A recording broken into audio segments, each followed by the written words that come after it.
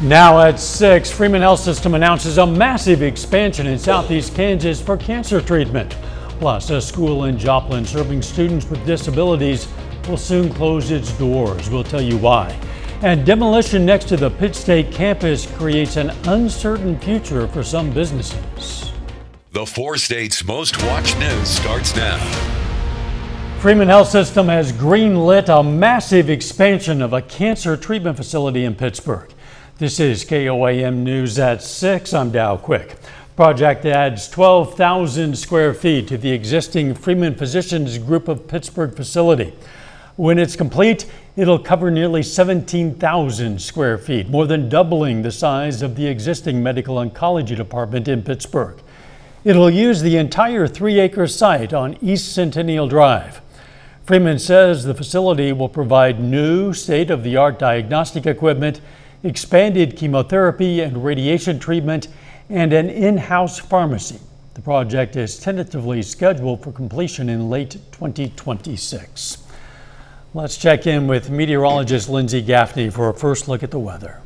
Well, temperatures today were average. We were in the low 90s for our high, and our low this morning was right on par with where we should be this time of year. So overall, the next couple of days follow that same trajectory. We're going to be in the low 90s for the highs and mid to upper 60s for the lows. Not a lot going on today. As you can see, we've got a few clouds out there, but calm evening, and tomorrow pretty calm day as well, getting to about 91, 92 degrees, a little bit warmer than what we saw today, but we do have some rain chances on the forecast starting. You can see Saturday afternoon, mostly just isolated shower chances. Those are going to be on Saturday. That brings our temperatures down starting in the 80s on Sunday, but getting even into the 70s by the start of next week. And I'm going to have all those details coming up.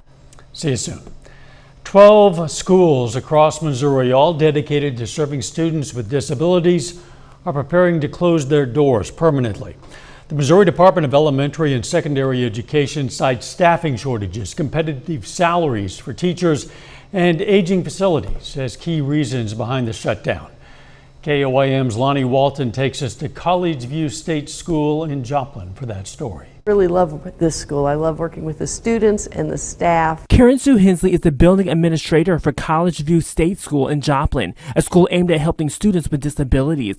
Hensley says students love this place. We are a smaller school student-wise, and they get really individualized attention with their learning, and so we can see them grow even more. Change is coming. Mark Wheatley from the Missouri Department of Elementary and Secondary Education says College View, along with other schools, will close soon for many reasons. Our schools don't have gymnasiums. Some of them don't have cafeterias. Some of them don't even have a kitchen to support. So we have to go to school districts to bring in food on a daily basis for lunch. Wheatley says population is also a problem. Some buildings, like I said, with 4 students, but they may have 12 classrooms. And then we may have a school with 28 students and only 3 classrooms. So Wheatley says salaries are the same for teachers no matter where they live. Some are in rural areas where a $48,000 new teacher starting salary is outstanding, but their neighborhood school may be starting teachers at $52,000, and we're not competitive at all. Hensley says she will cherish the time she has with her students this year. She says she will miss the students when the closure happens. Grieving process, and we have the year to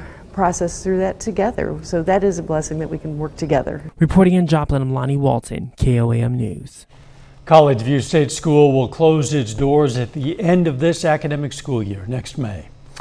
Demolition is well underway at the Plaza Shopping Center on Broadway in Pittsburgh. Crossland Construction is tearing down several buildings for what they say is their vision for a mixed-use development that will serve both Pittsburgh State University and the broader community. Crossland says the buildings are at the end of their life cycle, but tenants still under lease will remain in place. This includes restaurants like Guadalajara and Kazoku Sushi and Hibachi. The owners of Suzoku say they aren't sure what their future looks like in Pittsburgh as they look to open a new location in Joplin in October. We're going to have a lot more on this story for you tonight on KOAM News at 10.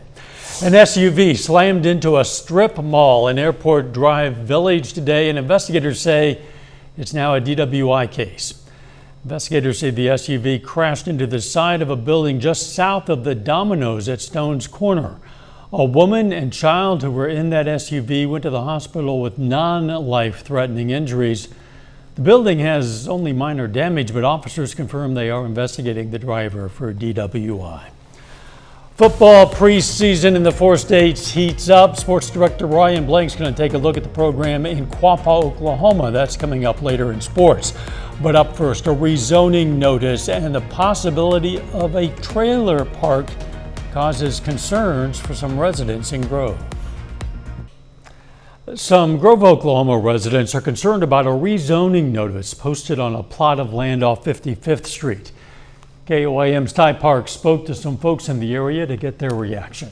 This notice posted on the land is for a rezoning meeting for September 9th at 3 p.m. and September 16th at 4:30. We received a request a few weeks ago from the owner of the property off of 55th Street. And the owner wanted to go through a rezoning, which would be C3 to allow an RV park. And so, which is their right to request a rezoning, and it goes through the Planning Commission first for approval.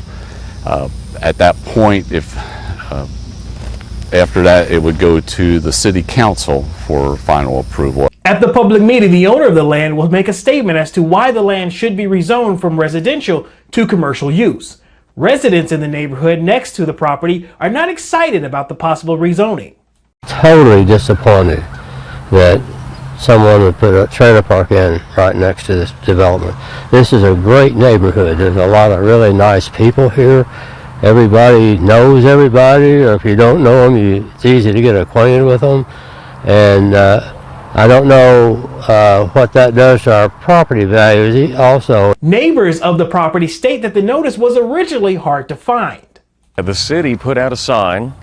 Our neighborhood noticed it. I noticed it. So I am our neighborhood media guy. So with the power of drones and equipment, I got pictures of the sign, which was hidden in the grass line. It was an 8.5 by 11 sheet. And that's not really a good public notice, hiding in the grass. It's a notice, and the notice is typically posted, and that's per the state statutes that you put out there. So it's not necessarily a sign as much as it is a notice of a rezone. The public gets communicated in several different ways. One is the posting on the land within 300 feet of the perimeter boundaries of the property itself. There are letters that go out to the individual property owners. It's also posted at City Hall over here, and it's also posted in the newspaper. According to the City of Grove, the process to rezone the land will go through site plan review and additional zoning restrictions and standards in order to develop an RV park. In Grove, Oklahoma, Ty Parks, KOAM News. The land in question currently sits vacant. Again, the meetings are set for September 9th at 3 p.m. and September 16th at 4:30. Both meetings will be held at Grove City Hall. A little bit later, our latest previews of area high school football. Ryan's going to take a look at the Grove, Oklahoma program coming up in sports. And some weekend storms actually bring our temperatures down quite a bit as we head to next week. I'll have those details right after this. Well, overall today was a pretty nice day. Temperatures were still pretty warm in the low 90s, but you can see, taking a look outside downtown Joplin from the Cornell Arts and Entertainment Complex, we have mostly clear skies out there, light winds as well out of the north. So right now we're still getting that northerly breeze to cool us down a little bit from what we've seen earlier this week. Outside of that, not a lot of rain chances. You can see a few clouds out there, but mostly clear skies to end our day today. Temperatures are going to be dropping down through the 70s and actually getting into the mid 60s, so a few degrees below average. Now as we warm back up tomorrow, we start the morning off with northerly winds. Those winds do shift, so we're going to see some southerly winds bringing in more moisture and warmer temperatures for the area. So we're getting into the low to mid 90s, 91, 92 out there, a bit warmer, and that stays consistent for Saturday as well. The one good thing is we don't have a very high heat index right now. our future feels like, or our heat index is very similar to what our actual temperature is. Upper 80s in our northern counties, central counties 90, 91, 92, southern counties 92, 93. So we are staying relatively cool for this time of year from what we've seen before. Now, we do have another cool down in the forecast. That's not going to come in until Saturday. Until then, we've got these clear skies, and there you can see those winds shifting out of the south. Now, as we continue into the rest of the weekend, by Saturday afternoon, about 1 to 1:30, starting to see some rain chances creeping in. Now, models are trending to see mostly rain staying in our western counties, maybe making it as far as Joplin, but not seeing a very widespread threat there. So isolated storms through the early to mid-afternoon. Here we are, 6:30. All of that pushes further south, and then we're back to mostly clear skies as we head into Sunday, and those northerly winds that are actually going to drop our temperatures down even further than what we've already seen. Today we had this minor heat risk as we get further into the weekend. Again, Friday, Saturday, pretty similar to what we've seen today. Minor risk, maybe even seeing that moderate risk creeping back in before that front moves in. Once that happens, temperatures drop down into the upper 80s on Sunday, and then Monday and Tuesday, little to no heat risk because temperatures are going to be in the upper 70s. 79, maybe pushing 80 on Monday. The same on Tuesday. We also have a couple of days with some rain chances, and then temperatures get back into the low 80s. So all week next week, it's going to be a little taste of fall. Unfortunately, it's just a false fall, not quite seeing a full fall yet. We do have another heat up there coming up. Still a little too early, still August, so we're not quite ready for the fall yet, but it'll be a nice taste of it. We'll accept this a preview of coming attractions. Yes. Thanks. Still ahead, the Quapaw Wildcats enter the 2025 season with a chip on their shoulder after missing the playoffs last season. And the Grove Ridge Runners have a new man at head coach. Sports Director Ryan Blank has those stories and more coming up.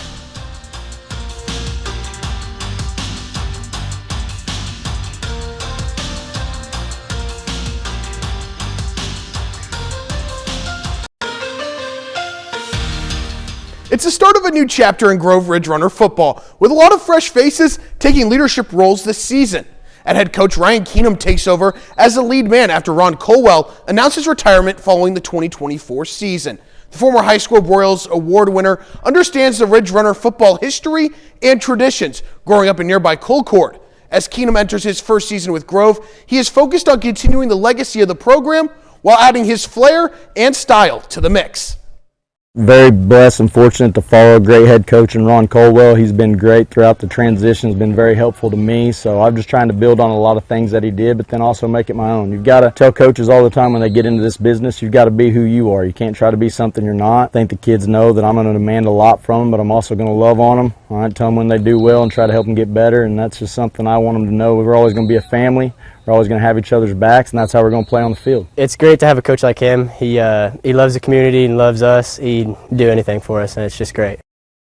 It doesn't stop at head coach, as there's more fresh faces to this Ridge Runner team that will feature a new-look offense, led by new offensive coordinator Warren Kirk. Alongside Kirk will be Colby Watson, who takes over at quarterback. But despite a lot of new on the offensive side of the ball, Grove is confident that this offense will be a strength this year, spreading the ball around the field.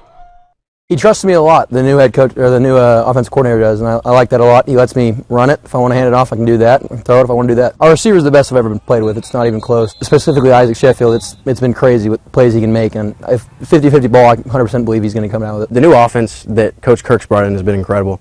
It just spreads the ball out along the whole field. We have positions everywhere that are going to dominate whether they have the ball or not. Now, when we kind of have the same offensive philosophy, we want to get the ball into a lot of our skill players, make the defense defend the whole field. We use a RPO-based offense, so, I mean, we're going to take what the defense gives us, and we've got the players to do it. Grove kicks off their 2025 season at home with a rivalry matchup against Veneta on September 5th. The Quapaw Wildcats enter this season with a chip on their shoulder after missing the playoffs a year ago for the first time in years. Following a 3-7 record in 2024, the Wildcats have been motivated all off-season, showing up each day with a mindset to forget last year. While there's a lot of youth on this year's Quapaw roster, it's a senior class that has led the way and is eager to get back to the postseason. We kind of got a bad taste in our mouth last year. We missed the playoffs for the first time in several years. So this group's been eager to get back at it. They've done a great job in the summertime. You don't really have to beg them to get them here. They want to put in the work and they want to be successful. We've got a young group out here. We've got several sophomores and several freshmen, but we've got a great group of leadership with our older kids too. And they've kind of taken those young pups under their wing and they're ready to get rolling. Everyone showed up every day, put the work in the weight room and for conditioning and everything. Came out and worked our butts off, hoping for it all to show on the field this year. Senior year, just kind of hoping for the best, go out there, have fun, play your heart out, and do my best. While the X's and O's are key to any team's success on the field, the Wildcats believe that their team chemistry will be their biggest strength this year. And after growing up and playing sports together, Quapaw is ready to showcase their connection on the field and use it to have a winning season.